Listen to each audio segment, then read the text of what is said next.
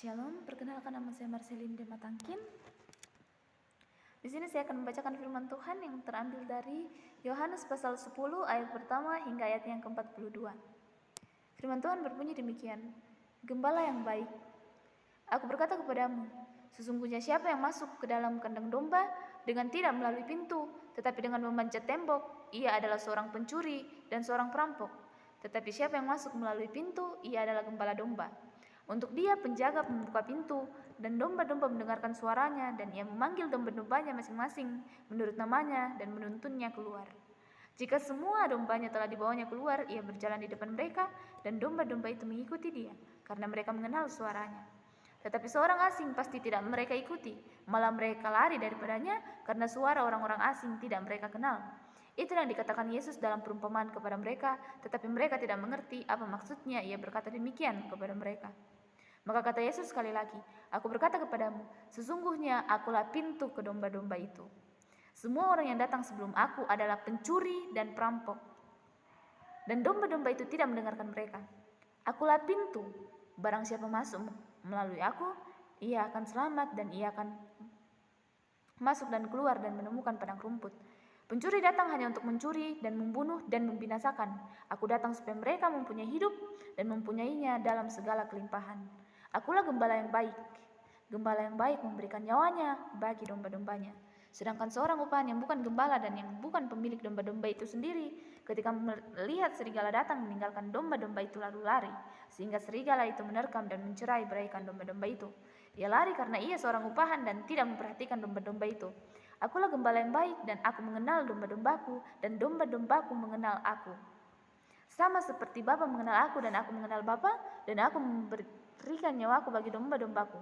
Ada lagi pada aku domba-domba lain yang bukan dari kandang ini, domba-domba itu harus kutuntun juga dan mereka akan mendengarkan suaraku dan mereka akan menjadi satu kawanan dengan satu gembala. Bapa mengasihi aku, oleh karena aku memberikan nyawaku untuk menerimanya kembali.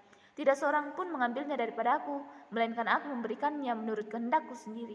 Aku berkuasa memberikannya dan berkuasa mengambilnya kembali. Inilah tugas yang kuterima dari Bapakku.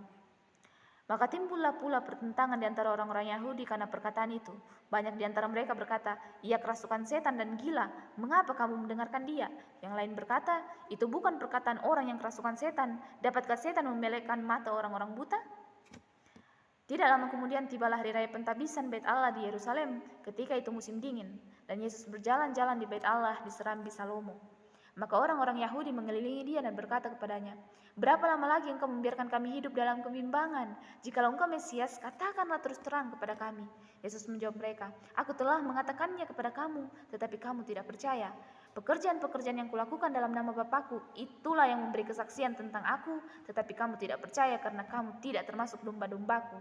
Domba-dombaku mendengarkan suaraku, dan aku mengenal mereka, dan mereka mengikut aku, dan aku memberikan hidup yang kekal kepada mereka, dan mereka pasti tidak akan binasa sampai selama-lamanya, dan seorang pun tidak akan merebut mereka dari tanganku. Bapakku yang memberikan mereka kepadaku lebih besar daripada siapapun, dan seorang pun tidak dapat merebut mereka dari tangan Bapa. Aku dan Bapa adalah satu. Sekali lagi orang-orang Yahudi mengambil batu untuk melempari Yesus. Kata Yesus kepada mereka, banyak pekerjaan baik yang berasal dari Bapakku yang kuperlihatkan kepadamu. Pekerjaan manakah di antaranya yang menyebabkan kamu mau melempari aku? Jawab orang-orang Yahudi itu. Bukan karena suatu pekerjaan baik maka kami mau melempari engkau, melainkan karena engkau menghujat Allah dan karena engkau, sekalipun hanya seorang manusia saja, menyamakan dirimu dengan Allah. Kata Yesus kepada mereka, tidakkah ada tertulis dalam kitab Taurat kamu, aku telah berfirman, kamu adalah Allah?